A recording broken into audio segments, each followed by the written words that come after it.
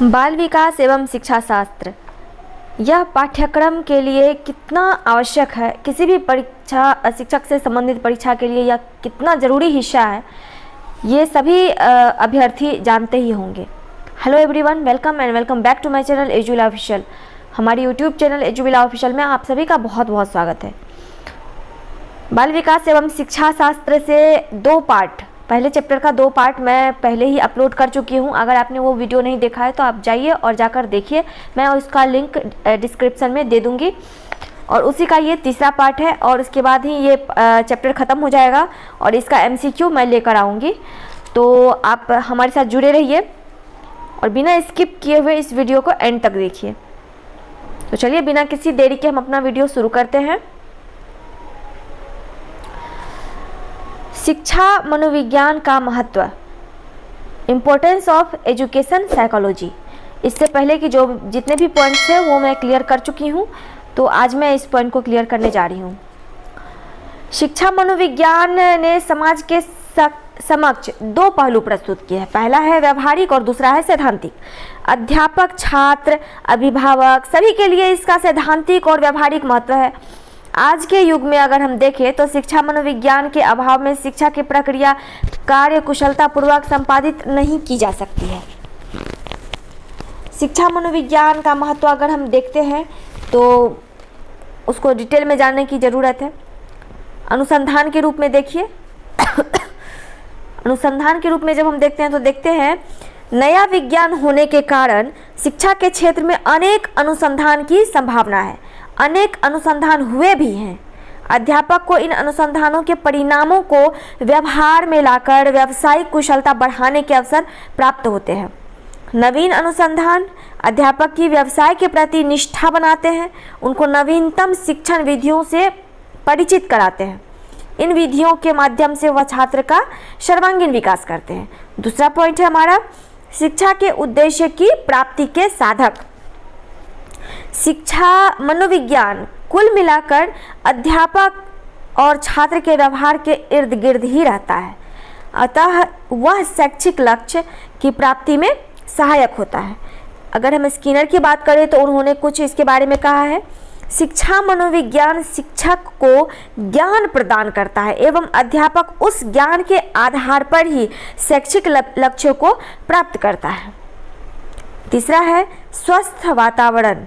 रविंद्रनाथ टैगोर ने अपने समय के एक स्कूल का वर्णन करते हुए कहा है कि उस स्कूल की दीवारें बहुत खराब तथा काली थी, रोशनदान नहीं था, बैठने की व्यवस्था नहीं थी इत्यादि। शिक्षा के क्षेत्रों में अन्य बातों के साथ साथ यह भी अनुभव किया जाने लगा है कि स्वस्थ बालकों की स्वस्थ शिक्षा के लिए स्वस्थ वातावरण की आवश्यकता है। स्वस्थ वातावरण छात्रों में विषय को सीखने की रुचि उत्पन्न करता है। विद्यालय में इस प्रकार का वातावरण बनाया जाता है कि उस वातावरण में अर्जित ज्ञान का स्थानांतरण व्यावहारिक जीवन में हो सके, बालकों का मानसिक एवं शारीरिक स्वास्थ्य बना रहे। चौथा है बाल केंद्रित शिक्षा। बाल केंद्रित शिक्षा की हम बात करते हैं तो देखते हैं कि प्राचीन समय में ही शिक्षा का केंद्र बालक न होकर के अध्यापक था। प्राचीन समय में जो था, अभी के समय में तो शिक्षा का जो केंद्र है वो बालक ही है, लेकिन पहले के समय में ऐसा नहीं था। उस समय में अध्यापक शिक्षा का केंद्र होता था। बालक की रुचियों, अभिवृत्तियों तथा अभिरुचियों की परवाह किए बिना ही शिक्षण कार्य चलता था। लेकिन अब वो समय बदल गया है और उसी के साथ साथ शिक्षा का केंद्र बिंदु बालक हो गया है। बालक की योग्यता, क्षमता, अभिरुचि, रुचि आदि के अनुसार ही पाठ्यक्रम तैयार होते हैं और शिक्षण विधियों का निर्माण किया गया है। पांचवा है शिक्षा समस्याओं पर मत निर्धारण। शिक्षा मनोविज्ञान हमें अनेक समस्याओं पर चिंतन, मनन और निराकरण पर मत निर्धारण करने के अवसर प्रदान करता है, जिसकी वजह से समाज में अनेक बुराइयां उत्पन्न होती है। उन समस्याओं का आधार बिंदु विद्यालय रहता है। ये समस्याएं हैं बाल अपराध, पिछड़ापन, समस्याग्रस्त बालक, अनुशासनहीनता। हमारा अगला पॉइंट है शिक्षण पद्धति में परिवर्तन। प्राचीन पद्धति में अध्यापक रटने पर बल देते थे। श्रुति पर, हम ये जानते हैं कि पहले का जो हमारा शिक्षा था वो श्रुति पर और स्मृति पर आधारित था। सुनकर और याद करके एक पीढ़ी से दूसरे पीढ़ी में ज्ञान को हस्तांतरित किया जाता था। उनका विचार था कि रटने से बुद्धि का विकास होता है। मनोवैज्ञानिक परीक्षणों ने रटने के अनौचित्य को सिद्ध कर दिया है कि रटने से कोई लाभ नहीं होता है। रटा हुआ जो ज्ञान है वो कार्य नहीं करता है। आज अनेक मनोवैज्ञानिक शिक्षण पद्धतियों का विकास हो चुका है, जिसके अनुसार शिक्षण देने से बालक की अंतर्निहित शक्तियों का विकास होता है एवं अभिव्यक्ति को माध्यम मिलता है। हम डाल्टन योजना की बात करते हैं, प्रोजेक्ट विधि को देखेंगे, किंडरगार्टन जो है उस विधि को देखेंगे, और बेसिक शिक्षा जो है ऐसी शिक्षण पद्धतियां हैं जिनमें बालक का सर्वांगीण विकास होता है। डाल्टन योजना, प्रोजेक्ट विधि, किंडरगार्टन विधि और बेसिक शिक्षा, ये सारी शिक्षण पद्धतियां हैं। 7वां पॉइंट देखिए, 7वां पॉइंट है हमारा पाठ्य सहगामी क्रियाएं। शिक्षा मनोविज्ञान के विकास के कारण पाठ्यक्रम में अनेक महत्वपूर्ण पाठ्य सहगामी क्रियाओं को स्थान दिया जाने लगा है। पहले ये समझा जाता था कि पढ़ाई के अतिरिक्त क्रियाओं से बालक अपना समय नष्ट करते हैं या वो खेलते कूदते हैं, वो कोई और कार्य करते हैं पढ़ाई के अलावा, तो इसका मतलब है वो अपना समय व्यर्थ में बर्बाद करते हैं। एक कहावत भी है कि पढ़ोगे लिखोगे बनोगे नवाब, खेलोगे कूदोगे हो जाओगे खराब। तो पहले का ये विचारधारा था, लेकिन अब ये विचारधारा बदल गया है। वाद विवाद, प्रतियोगिता, निबंध, लेख, कहानी, अंताक्षरी, बालचर विद्या, भ्रमण, छात्र संघ, खेल कूद, अभिनय और नाटक, इसी प्रकार की अन्य क्रियाओं को पाठ्यक्रम में स्थान देने के कारण बालकों के सर्वांगीण विकास में बहुत सहयोग मिला है। 8वां है व्यक्तिक भेदों पर बल। मनोविज्ञान का आधार व्यक्ति है। यह दो व्यक्तियों के समान व्यवहारों को समान क्रिया प्रतिक्रियाओं का फल नहीं मानता।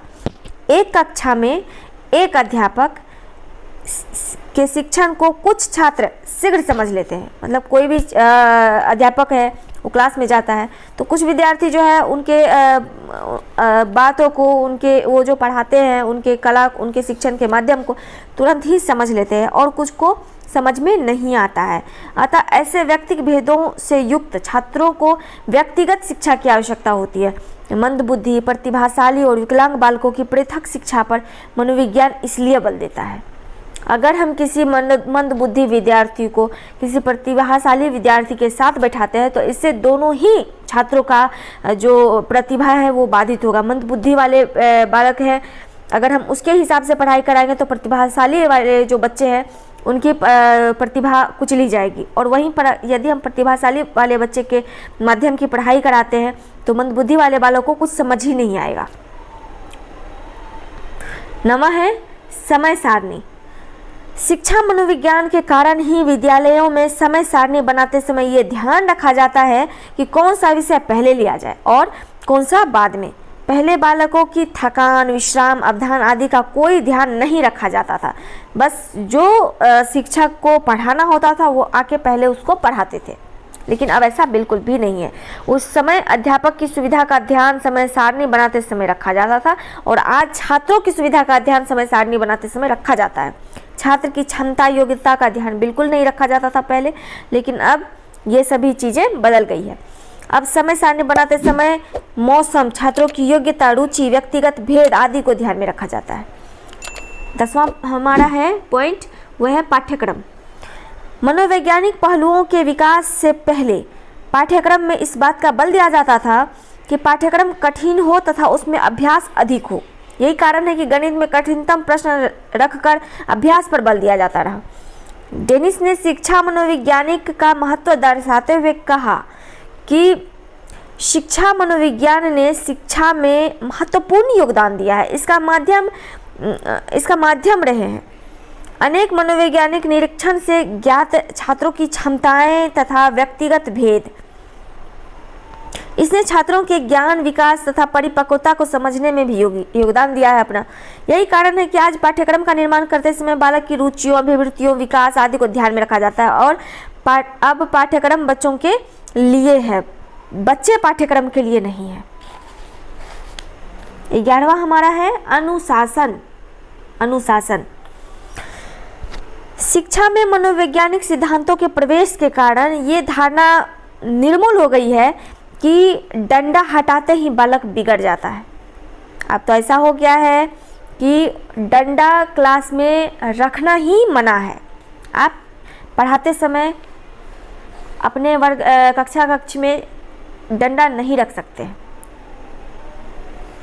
अब शिक्षाविद यह अनुभव करने लगे हैं कि डंडा, मारपीट एवं भय के बल पर छात्रों का सर्वांगीण विकास नहीं कराया जा सकता है। मनोवैज्ञानिक परीक्षणों ने यह भी सिद्ध किया है कि छात्र अपराध करने पर दंड से डरते नहीं हैं, बल्कि वह ये अवश्य चाहते हैं कि उन्हें दंड उनके अनुकूल दिया जाए। यही कारण है कि यदि कोई छात्र कक्षा या कक्षा से बाहर कोई अपराध करता है तो दंड से दबाकर उसके कारणों की खोज करके अस्थायी उपचार किया जाता है। इस कारण प्रजातांत्रिक आधार पर अस्थायी अनुशासन बनाए रखने पर बल दिया जाता है। यदि कोई विद्यार्थी आज अपराध करता है, यदि कोई अनुशासनहीनता वाली बात करता है, तो समस्याओं की जड़ को देखना चाहिए। क्यों ऐसा क्यों कर रहा है? क्या उसके पास कोई समस्या है जिसका समाधान नहीं हुआ है? तो इस प्रकार से अगर हम देखेंगे तो उसकी समस्याओं का समाधान करके हम उसकी अनुशासनहीनता को समाप्त कर सकते हैं। वहीं अगर हम सिर्फ दंड देंगे बिना कुछ जाने समझे कि वो ऐसा क्यों कर रहा है, तो इस बात का उस पर प्रतिकूल प्रभाव पड़ सकता है। अगला देखते हैं हम, अगला पॉइंट क्या है हमारा। तो अगला पॉइंट है हमारा मापन एवं मूल्यांकन। शिक्षा मनोवैज्ञानिक का महत्वपूर्ण योग है मापन तथा मूल्यांकन की विधियों का विकास और इसका प्रयोग। इन विधियों के माध्यम से ये प्रयत्न किया जाता है कि बालक की योग्यताओं का सही मापन हो एवं उनके द्वारा की गई प्रगति का मूल्यांकन भी सही हो। मापन की नवीन विधियों ने शिक्षा में अपव्यय तथा अवलोकन को बचा लिया है। आज बालक की रुचि, योग्यता, अभिरुचि एवं अन्य अंतर्निहित योग्यताओं का मापन करके उसको विकास की दिशा दी जाती है। इससे बालक को जीवन की सही दिशा मिलती है और वह अपनी क्षमता और योग्यताओं का उच्चतम विकास करता है। वास्तविकता ये है कि शिक्षा मनोविज्ञान ने शिक्षा को नई दिशा दी है और एक आंदोलन को जन्म दिया है। इस आंदोलन के फलस्वरूप शिक्षण वैज्ञानिक हो गया निश्चित रूप से। अगर हम स्लेयर के शब्दों में कहें तो आधुनिक अध्यापक को सफलता प्राप्त करने के लिए ऐसा विशेषज्ञ होना चाहिए जो बालकों को न समझे वे कैसे विकसित होते हैं, सीखते एवं समायोजित होते हैं। कोई अपरिचित या मनोवैज्ञानिक विधियों से अनभिज्ञ अध्यापन दायित्व को पूरा नहीं कर सकता है। अगला पॉइंट देखते हैं हम अपना, वह है शिक्षक एवं शिक्षा मनोविज्ञान। शिक्षक एवं शिक्षा मनोविज्ञान, टीचर एंड एजुकेशन साइकोलॉजी। शिक्षक मनोविज्ञान एवं शिक्षा मनोविज्ञान, इससे संबंधित अनेक प्रश्नों और परिस्थितियों पर विचार किया जा सकता है। पहला हो गया शिक्षा क्यों दी जाए, दूसरा है शिक्षा किसे और कितनी मात्रा में दी जाए, और तीसरा है शिक्षा देते समय किस किस बातों का ध्यान रखा जाए। ये तीनों ही प्रश्नों का उत्तर शिक्षा मनोविज्ञान एवं शिक्षक से संबंधित है, लेकिन शिक्षक का संबंध तीसरे प्रश्न के उत्तर से सर्वाधिक, दूसरे प्रश्न से तीसरे की अपेक्षा कम और पहले प्रश्न से दूसरे और तीसरे दोनों ही प्रश्नों की अपेक्षा और भी अधिक कम है। मतलब हम बात करते हैं तो तीसरा सबसे पहले आता है, दूसरा उसके बाद आता है और पहला सबसे बाद में आता है। संबंध कम हो या अधिक, तीनों प्रश्नों का उत्तर किसी न किसी रूप में शिक्षक से ही है। तीसरे प्रश्न का उत्तर खोजने के लिए हमें शिक्षण की त्रिकोणात्मक स्थिति पर विचार करना चाहिए। ये त्रिकोणात्मक स्थिति क्या हो सकता है? शिक्षण उद्देश्य हो सकता है, शिक्षण का जो उद्देश्य है, अध्ययन अध्यापन की परिस्थितियां हो सकती है और मूल्यांकन भी हो सकता है। ये तीनों मिलके बनता है त्रिकोणात्मक स्थिति। इनमें शिक्षण के उद्देश्य विद्यार्थियों की योग्यताओं, क्षमताओं और परिस्थितियों को ध्यान में रखते हुए निर्धारित किए जाते हैं। अध्ययन का संबंध विद्यार्थियों से और अध्यापन का शिक्षक से है। प्रत्येक शिक्षक को शिक्षा मनोविज्ञान की जानकारी होना इसलिए आवश्यक है ताकि वह शिक्षण के उद्देश्य निर्धारण में उसकी सहायता कर सके।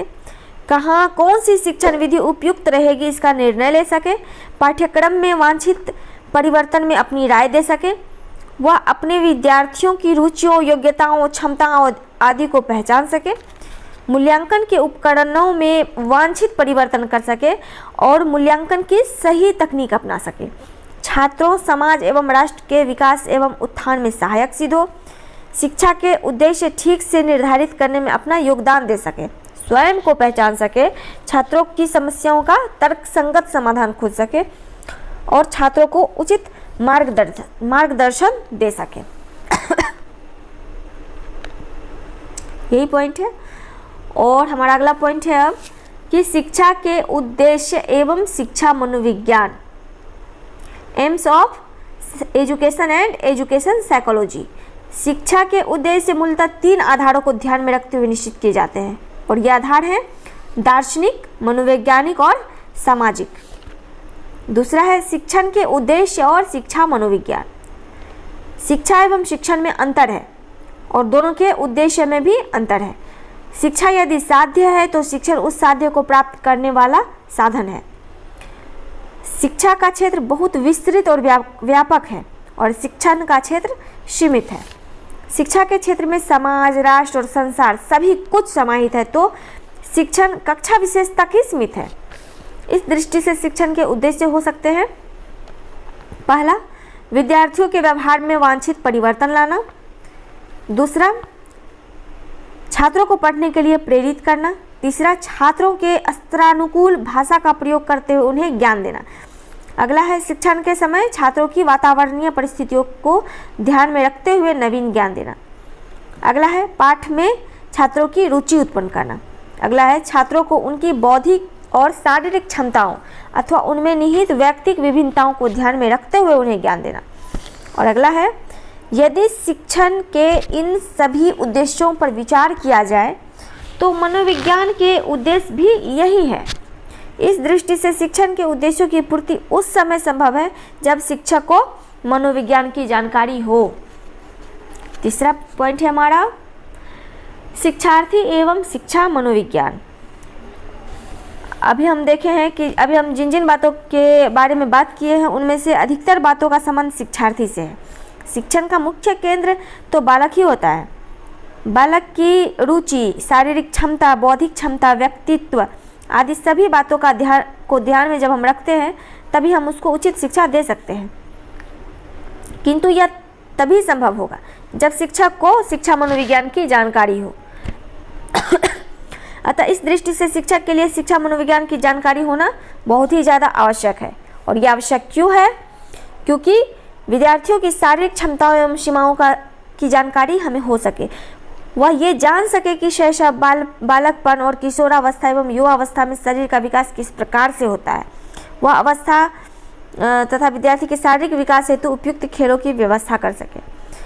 मनोवैज्ञानिक दृष्टि की हम बात करते हैं तो वह उसकी बुद्धि का विकास कर सके, विषयों के चुनाव हेतु उन्हें मार्गदर्शन कर सके, उन्हें व्यावसायिक निर्देशन दे सके, उनकी भावनाओं में वांछित परिवर्तन ला सके। वह विद्यार्थियों की रुचियों, अभिवृत्तियों, अभिक्षमताओं आदि अंतर्निहित शक्तियों का विकास कर सके। वह प्रखर एवं मंदबुद्धि बालकों में भेद कर सके।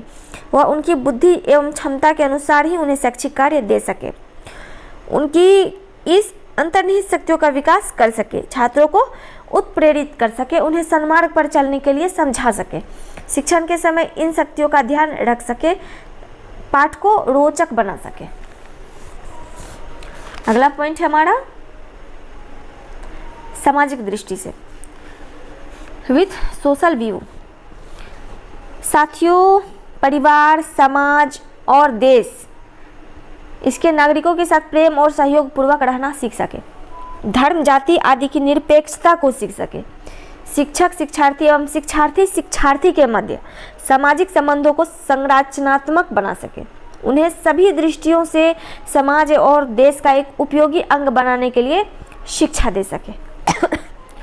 अगला पॉइंट है हमारा शिक्षक एवं शिक्षा मनोविज्ञान, टीचर एंड एजुकेशन साइकोलॉजी। शिक्षक को स्वयं को पहचानने की दृष्टि से भी शिक्षा मनोविज्ञान की जानकारी बहुत ही ज़्यादा जरूरी है। वह यदि शिक्षा मनोविज्ञान की जानकारी रखता है तो ये जान सकता है कि उसके किस गुणों का विद्यार्थी पर क्या प्रभाव पड़ता है, उसका व्यवहार विद्यार्थियों द्वारा किसी बात को सीखे जाने या ना सीखे जाने में किस प्रकार सहायक या बाधक है, उपयुक्त शिक्षण विधियों की कितनी जानकारी है, जिन गुणों का वो विकास वो अपने विद्यार्थियों में करना चाहता है वो गुण उसमें स्वयं में है या नहीं है, क्योंकि आजकल के बच्चे अनुकरण से सीखते हैं। उसे किस विषय का कितना ज्ञान है। शिक्षक का सहानुभूतिपूर्ण व्यवहार विद्यार्थियों को उसकी ओर आकर्षित करता है, और वहीं पर यदि शिक्षक का जो है वो सहानुभूतिपूर्ण व्यवहार नहीं है, वो रूड होता है, तो इसका प्रतिकूल प्रभाव बच्चों पर पड़ता है। उसकी अभिव्यक्ति की कमी विद्यार्थियों पर प्रतिकूल प्रभाव तो नहीं डालता है। ये सभी जानकारी एक किसी शिक्षक को तब होगा जब उसको शिक्षा मनोविज्ञान की जानकारी होगी। 5वां पॉइंट है हमारा, शिक्षक द्वारा शिक्षण विधियों का चयन एवं शिक्षा मनोविज्ञान। Selection of teaching method by teacher and education psychology. जहाँ तक शिक्षण की विधियों का प्रश्न है तो विद्यार्थियों की आयु, शैक्षिक स्तर आदि सभी बातों को ध्यान में रखते हुए किसी एक परिस्थिति में जो शिक्षण विधि सर्वाधिक उपयुक्त प्रतीत हो वही दूसरी परिस्थिति में भी उपयुक्त हो, ये जरूरी नहीं है। इस दृष्टि से शिक्षण विधियों के चयन में कई बातों का ध्यान रखा जाना आवश्यक है। जैसे व्यक्तिगत विभिन्नताओं को ध्यान में रखते हुए सभी के लिए उपयुक्त सिद्ध हो, विद्यार्थियों द्वारा किसी बात को सीखे जाने हेतु उन्हें प्रेरित करने वाली हो, विद्यार्थियों की दृष्टि से सरल, स्पष्ट, रुचिकर और सुग्राह्य हो, आसानी से ग्रहण करने वाला हो, कक्षा के स्तर के अनुरूप हो। ऐसा नहीं कि हम 5वीं की कक्षा में 10वीं के सवाल को सॉल्व करने लगे, 10वीं की कक्षा के स्तर की बात करने लगे तो 5वीं की कक्षा के विद्यार्थियों को कुछ समझ नहीं आएगा। विद्यार्थियों के तर्क एवं चिंतन को बढ़ावा दे, शिक्षण विधि रुचिकर बनाए। अगला पॉइंट है हमारा, पाठ्यक्रम एवं शिक्षा मनोविज्ञान, करिकुलम एंड एजुकेशन साइकोलॉजी। पाठ्यक्रम के निर्धारण में भी शिक्षा मनोविज्ञान की जानकारी बहुत ही महत्वपूर्ण स्थान रखती है, और ये जानकारी है शिक्षा पाठ्यक्रम जो है वो जीवन उपयोगी हो, सरल, सरस और स्पष्ट हो। पाठ्यक्रम की विषय वस्तु विद्यार्थियों में उनके शारीरिक, मानसिक, सामाजिक, सांवेगिक तथा नैतिक गुणों का विकास करने वाली हो। पाठ्यक्रम की विषय वस्तु किसी आयु विशेष से उभरने वाले संवेगों अर्थात भावनाओं के विकास पर आधारित हो, छात्रों के शैक्षिक स्तर के अनुरूप हो। पाठ्यक्रम शारीरिक एवं मानसिक दोनों ही दृष्टि से बोझिल न हो, रुचिकर हो, विविधता लिए हुए हो। अगला पॉइंट हमारा, मूल्यांकन एवं शिक्षा मनोविज्ञान, एवोल्यूशन एंड एजुकेशन साइकोलॉजी।